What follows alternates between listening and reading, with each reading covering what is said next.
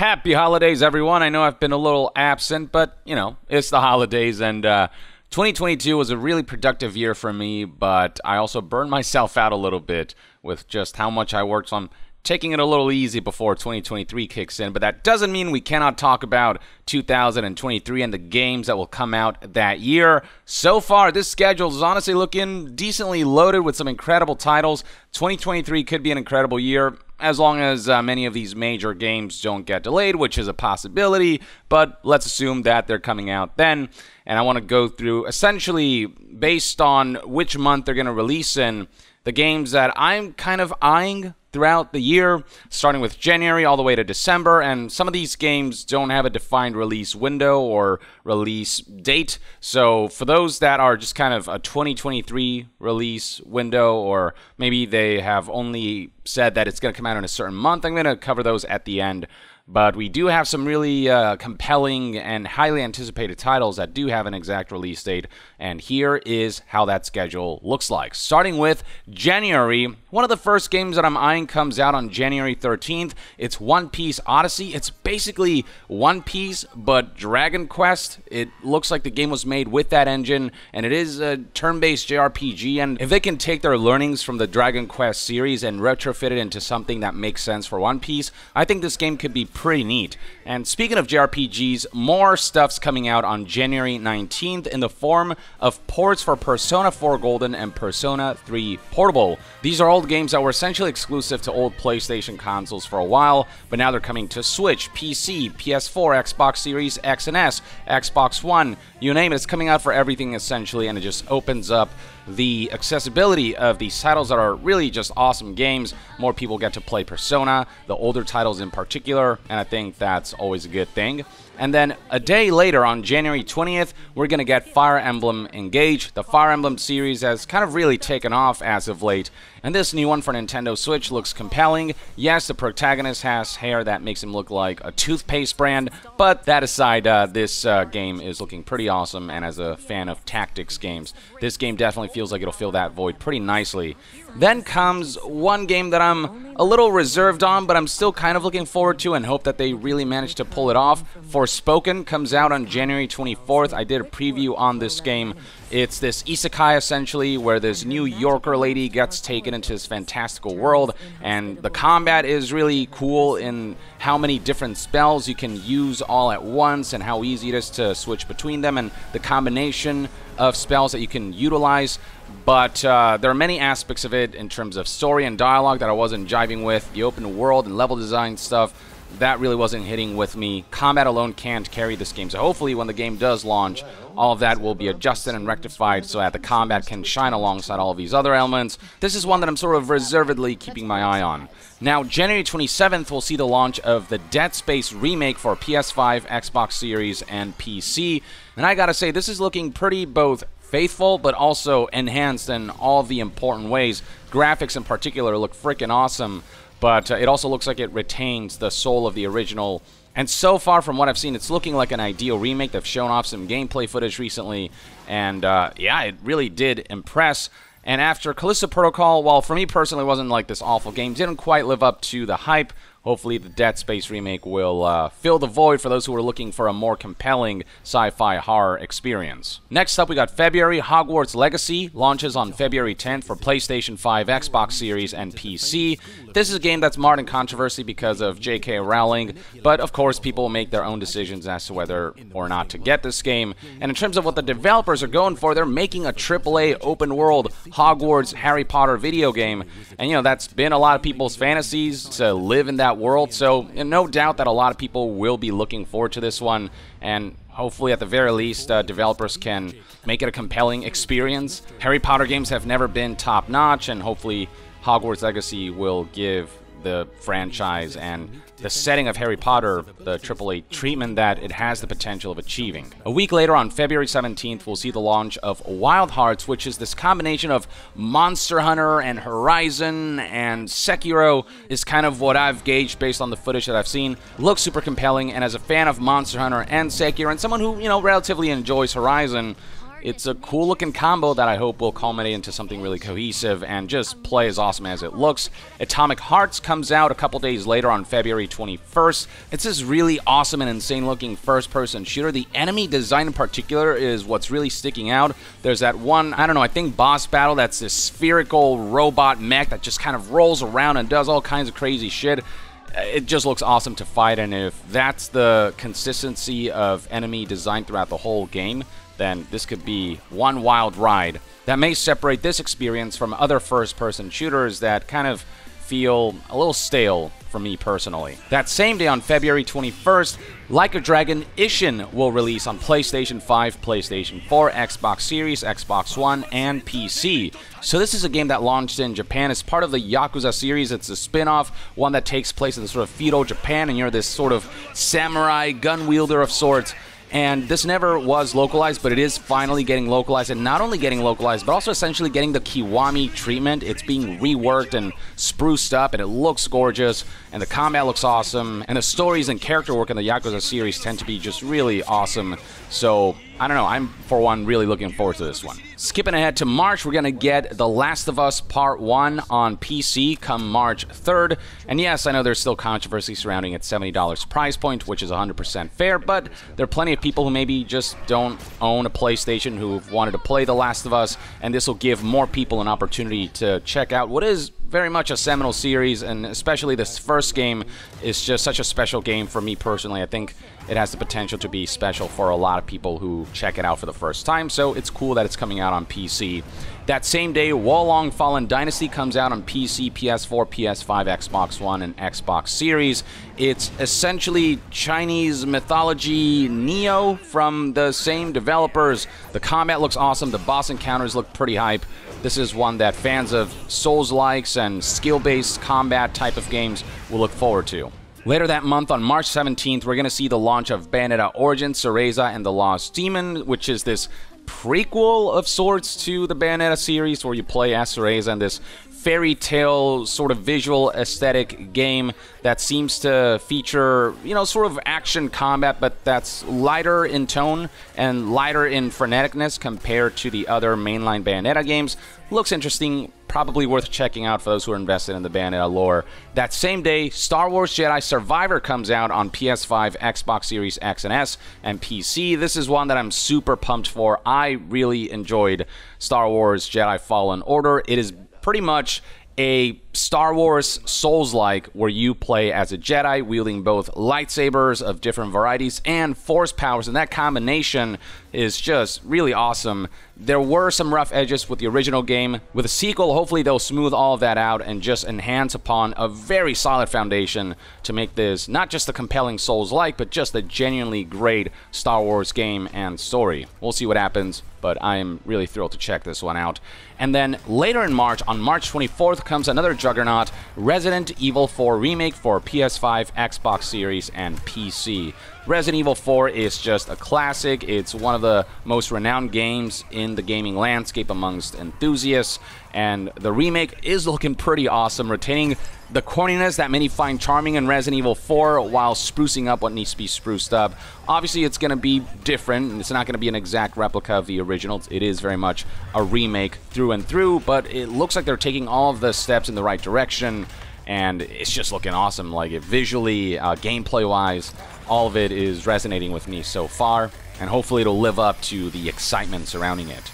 Let's move on to April now. Hogwarts Legacy will come out for older generation consoles, PS4 and Xbox One, on April 4th, for those who have not been able to get their hands on a next-gen console or current-gen console now. Another game worth highlighting is Mega Man Battle Network Legacy Collection. I love the Mega Man Battle Network series, so the fact that we're going to get a compilation of these and I'm able to revisit them in a convenient manner come April 14th, I think that's cool. It's coming out for Switch, PS4, and PC. This is one that I'm looking forward to reliving. For those who enjoyed Horizon Forbidden West, on April 19th, you'll be able to play its expansion, Burning Shores, which takes place in essentially post-apocalyptic LA. We saw a small glimpse of it during the Game Awards, and I mean, it looks cool, as always.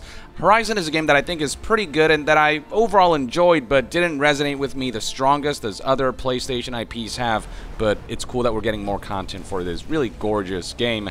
And then on April 28th, we're going to get Dead Island 2. How long long has it been? It'll have been almost 12 years since the launch of the first game. We're getting a second title to this zombie apocalypse game series. What gameplay we've seen shows some pretty gruesome first-person zombie-slaying mayhem. Hopefully it'll come out super polished and it'll just be a blast to play through. Then comes May, where 2 juggernauts will launch.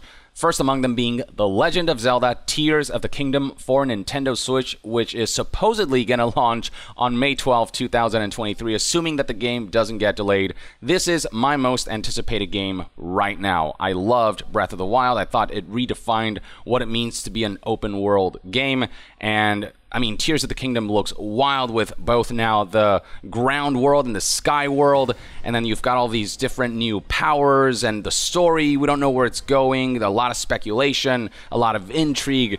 It's just got everything going for it, and if they can take the, I mean, incredible foundation of Breath of the Wild and just double, triple down on it, and also hopefully bring back more traditional feeling dungeons and increase the enemy variety, and just make a cohesive, epic experience, this game could, you know, once again be easily a contender, if not winner, for Game of the Year, and once again maybe redefine what it means to be open world.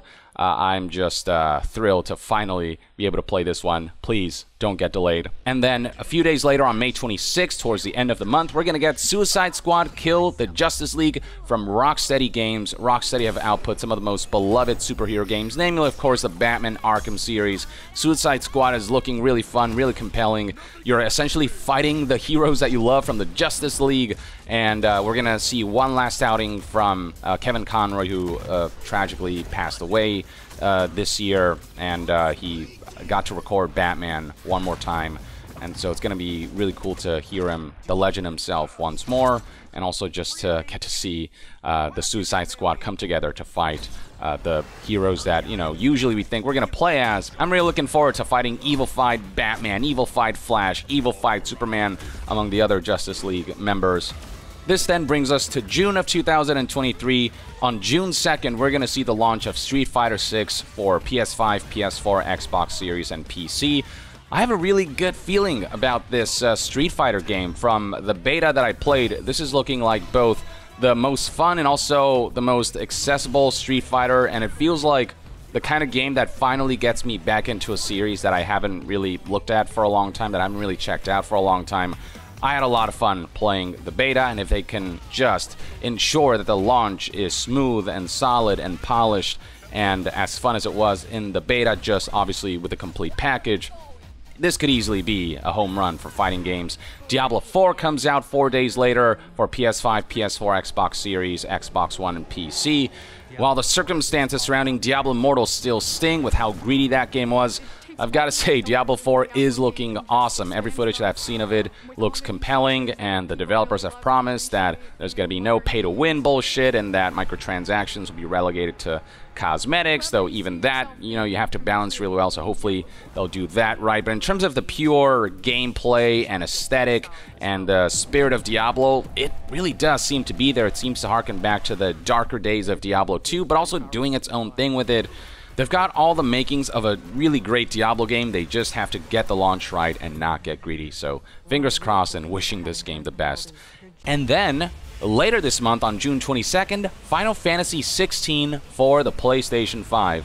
This is definitely a more different feeling Final Fantasy than your traditional, you know, turn-based stuff. This is much more action-oriented. The combat, I mean, I think the combat designer for Devil May Cry 5 is involved in this project, which is why the combat looks so combo-based, aerial attacks, and just a lot of style going on there. It looks super flashy, but looks so fun. And then the darker tone of this game, it's almost like the Final Fantasy setting with the tone of The Witcher. It's almost like leaning towards dark fantasy, which, I don't know, it's just a nice change of pace, and I'm looking forward to what they do with this.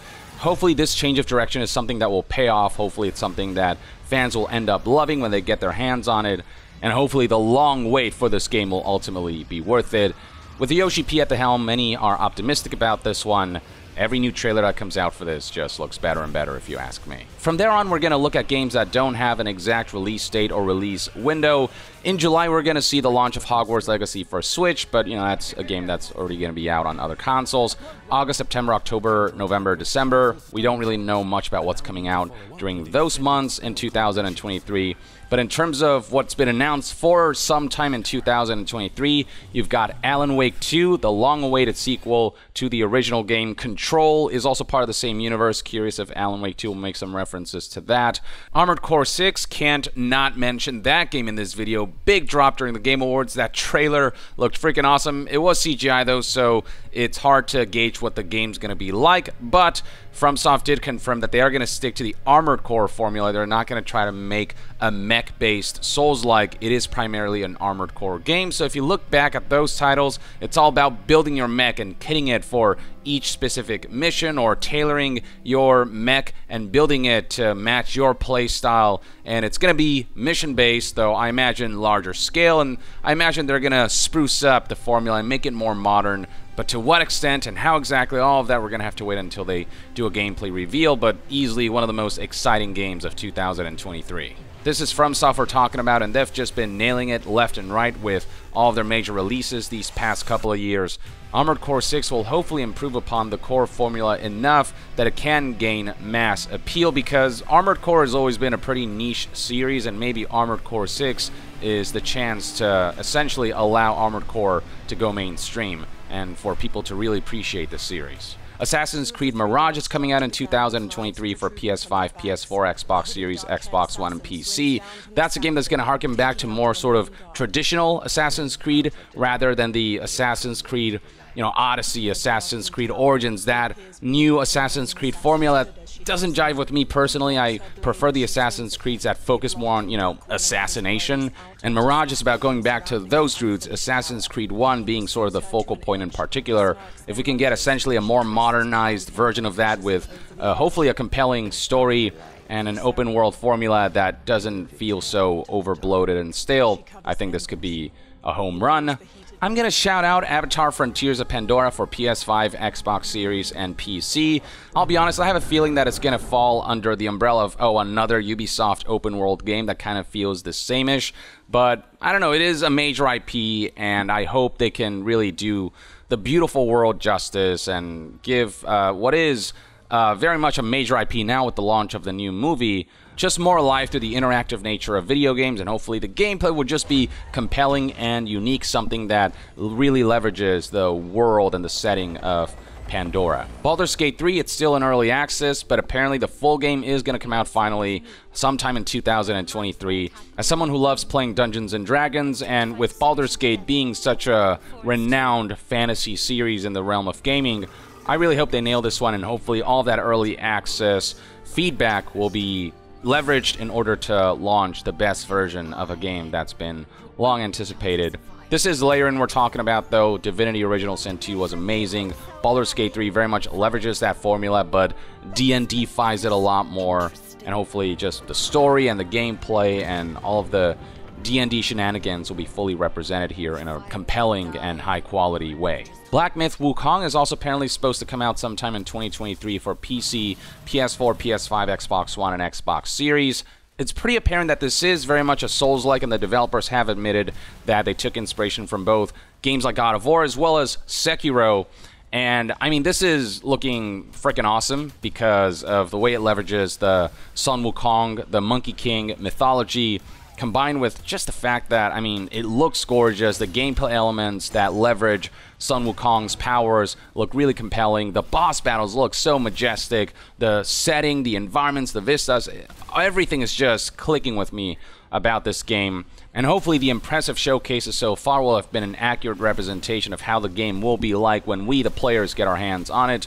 This is one definitely that a lot of people are keeping their eye out for. Cyberpunk 2077 Phantom Liberty is coming out in 2023. This is the expansion to Cyberpunk 2077, which, you know, it's hard to forget that incredibly rough launch, but the game has gone a lot better since, and this expansion hopefully will add what's missing in Cyberpunk 2077 while also obviously extrapolating upon the story in a really compelling way and just giving us substantial new content for what will be the only expansion for this game, which has made something of a turnaround. Hopefully Phantom Liberty will just add on top of that and really complete the comeback of Cyberpunk 2077, if you will. Excited to see Idris Elba in this expansion. Curious to find out what his character story in all of this will be, and curious to check out his performance and how we'll interact with his character. Now, one game that I can't believe still doesn't have an exact release date is Hollow Knight Silksong for Switch, PS4, PS5, Xbox Series, Xbox One, and PC. People have been waiting so freaking long for this game, and we did get to see a trailer for this game during the Xbox showcase during summer of 2022, during the whole Summer Games Fest period, where Xbox showed off games that will launch within the year, which means that Silksong will be out by summer of 2023, so we know that. No exact release date yet, though, but, you know, developers need to take as much time as they need with this one because of how high the expectations are for it. It's just people are so desperate to really find out for sure when this game's coming out because it looks so freaking good. It looks like a proper follow-up to Hollow Knight, expanding and extrapolating upon both the visual style but also the just amazing, almost like Metroidvania Souls-like combo. The trailers all seem to indicate that this will be a sequel that will be worth the wait. Speaking of Souls-likes, Lies of P is one to keep an eye out for, coming out on PC, PS4, PS5, Xbox One, and Xbox Series. This is essentially Bloodborne with Pinocchio, but I mean the customization aspects of like being able to change your mechanical limbs and stuff like that, the customizability of it all, and the setting being Bloodborne-esque, but also clearly its own unique thing. It all just looks like, you know, the closest thing we'll get to, I don't know, a next-gen Bloodborne. But it is not just Bloodborne. It does look like, while it takes a lot of inspiration from it, like it's going to be unique in its identity, and it just looks like it's doing all of the right things for people who like that kind of more Victorian setting with a Soulsborne sort of layer of gameplay. This is one of my most anticipated games, and I really hope that it comes together into a new IP that will utterly nail its first outing, because it really does seem like it has all of the potential to do so. Also coming out in 2023 is yet another entry in the Yakuza series, Like a Dragon, Gaiden, the Man Who Erased His Name. Kazuma Kiryu, the long-standing series protagonist, is coming back. His story was supposed to conclude in 6, but it looks like he's getting one more big narrative arc through Gaiden and through 8, where he's also making a return. 7 focused on this new protagonist, Kasuga, but The Man Who Erased His Name, it essentially details what happened between 6 and 8 before 8 comes out. And there's a lot of already intrigue going on there in that trailer that we saw. And just seeing Kiryu back, he's just such a badass yet wholesome and awesome protagonist whose story after he essentially faked his death, I'll be very compelled to see how it plays out. While I don't know for sure, I believe Gaiden will be a return to that, so that should keep plenty of fans happy. And then 8 will be that turn-based shift that happened with 7 that plenty of people also enjoyed as well. But yeah, I mean, the Yakuza series is going to be real busy in the next 2 years, which a lot of fans will be really pleased by. Another juggernaut for 2023 is Marvel Spider-Man 2. It's supposed to come out this year exclusively for PlayStation 5.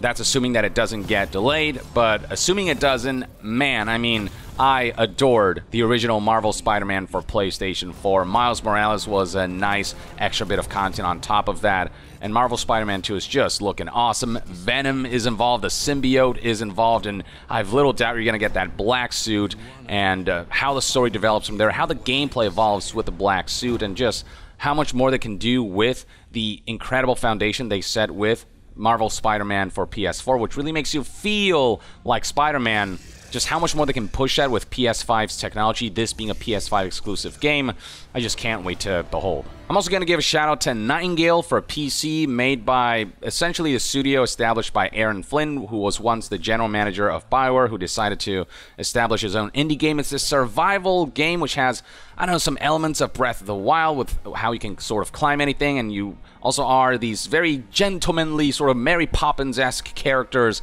with I don't know, it reminds me of like an isekai, fantastical creatures all over the place, a lot of cool exploration, but also a lot of survival and like construction, and just a combination of genres that's coming together into something that looks like one of the more compelling survival games. I'm not super into survival games, but this is one that did catch my attention.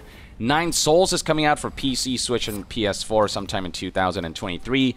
This is this indie game that's essentially a 2D side-scroller Sekiro, but the art style is so beautiful, the story and aesthetic is so ominous and compelling and just stylistically unique, and the gameplay from the demo that I played already is feeling like it has a lot of potential to be just an awesome 2D Sekiro. And as someone who loves Sekiro so much so that it's one of my top games of all time and my favorite FromSoft game, something in that vein, something inspired by it, and something that looks good that's inspired by it, is something that I'll always look forward to. Pikmin 4 got announced not too long ago for the Nintendo Switch. Apparently it's coming out in 2023. It is such a long-awaited sequel. The last one came out on frickin' Wii U, and Pikmin is very much a beloved and unique Nintendo game that many hoped would see a resurgence, and finally we got that announcement. We haven't seen anything about Pikmin 4, but, you know, it's Pikmin, and it's going to be lovely, no doubt. Pragmata is also coming out in 2023 for PS5, Xbox Series, and PC. It's this sci-fi, post-apocalyptic, dystopian game where you, I think, play as this astronaut, essentially, and you're alongside this little girl, and there's supernatural stuff happening everywhere, and at one point you go to the moon, I guess. Not sure what exactly is going on here. All I know is that I'm compelled by the concepts that the trailers have shown, and I'm just sort of waiting to see gameplay before I get really pumped for it, but I'm compelled so far. Another one of my most anticipated games is Replaced, which is coming out for PC, Xbox One, and Xbox Series. It's got graphics that remind me of Octopath Traveler, that combination of pixelated but 3D, 2.5D-esque. But it's got this really amazing, stylish cyberpunk aesthetic that has a lot of Blade Runner vibes. It's genuinely one of the most gorgeous games that I've personally seen announced in recent years. And while there are very little details and very little shown about the gameplay itself, I mean, I don't know, there's just something about this one that is really drawing me in. The aesthetics especially, and hopefully the gameplay lives up to how amazing the aesthetics look, and it comes out as a cohesive package that's just excellent across the board, because it really is looking excellent. And hopefully the story will be something that will be extremely memorable and something that will really stick with us. And then the last two games I'm going to highlight are Stalker 2 Heart of Chernobyl for Xbox Series and PC. Though I'm not sure if that game will come out this year. It's supposed to come out this year, but the war in Ukraine has certainly put a damper on the development team. In fact, it was recently reported that one of the developers tragically was killed fighting in the war. And so, yeah, it's just a really complicated situation with this one, but I hope they manage to get this game out. Obviously, they can take all the time in the world that they need. They're working very hard under very strenuous circumstances, so hopefully this art that they're making will one day come out, and it'll be something that will be celebrated, so that, you know, all of the work and effort and sacrifice that they put into this will be worthwhile and will have a positive impact on the world. Last but not least, we have Starfield, which was delayed from 2022. We don't have an exact release date for 2023. I believe it's supposed to come out during the first half of 2023. Even like Q1 of 2023 is going to come out for PC, Xbox Series, and I mean, it's a brand new major Bethesda release. It's a brand new IP, which is both exciting and a little unnerving, because what footage we have seen of the game, I don't know, just didn't have the spark and the wow, I need this sort of impression that I got when I first saw Skyrim revealed, or when I first saw Fallout 4 revealed. It being a new IP means it has a lot more to prove, and hopefully what glimpses we saw are just glimpses, and the final game with its world building, with its characters, with its quests and its storylines, hopefully all of that will overcome what tends to be, you know, sort of alright gameplay when it comes to Bethesda titles. And the graphics, I mean, it looks kind of dated, not gonna lie. The creation engine, just, I don't feel like it's keeping up with other game engines and other technological advancements that we've seen in other games. But I'm keeping my fingers crossed that when I play the final game, my impressions of it will be a lot more positive than my reception of its initial gameplay reveal, which felt more tepid than it should have.